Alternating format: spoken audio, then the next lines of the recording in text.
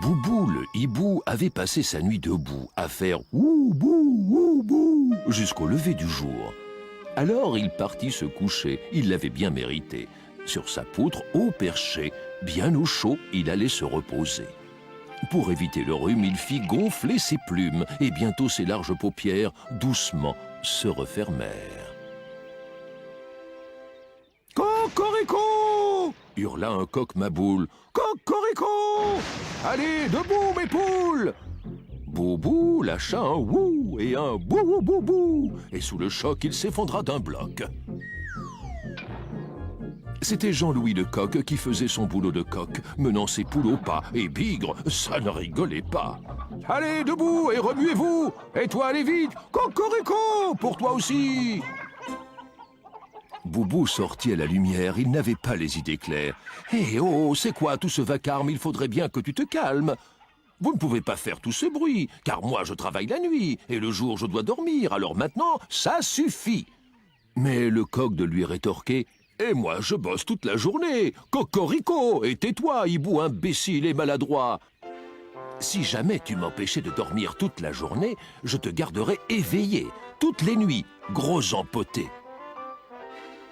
Je hurlerai autant que je veux, espèce de malpoli plumeux. Ça t'apprendra à me traiter d'empoté devant mes poules et mes poulets. » Et ce fut là les premiers pas qui les menèrent à la bagarre, car le hibou et le coq ne purent jamais se mettre d'accord.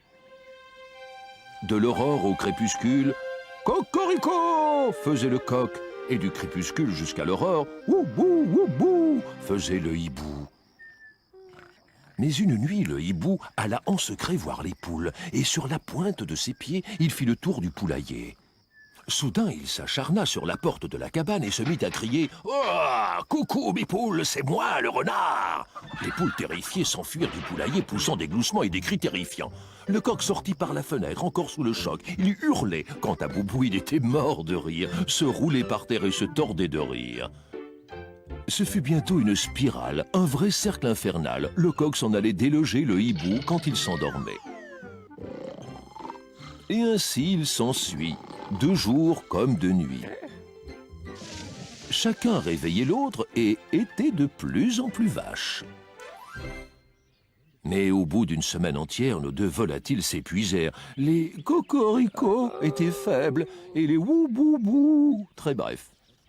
Un matin, les poules retrouvèrent endormis là par terre nos deux oiseaux qui ronflaient, dos à dos, complètement épuisés.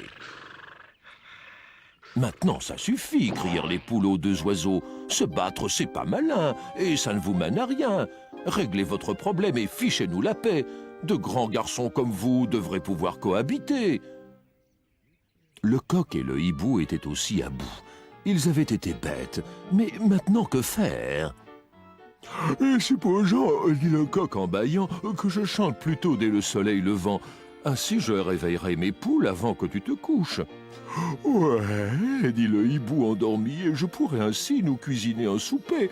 Aimes-tu le maïs grillé ?»« Oh oui, c'est mon régal, et ce serait le moment idéal, car ainsi nous pourrions partager, toi ton dîner et moi mon petit déjeuner. » Les poules se réjouirent, car enfin le calme allait revenir. Le coq et le hibou, épuisés, rentrèrent alors se coucher.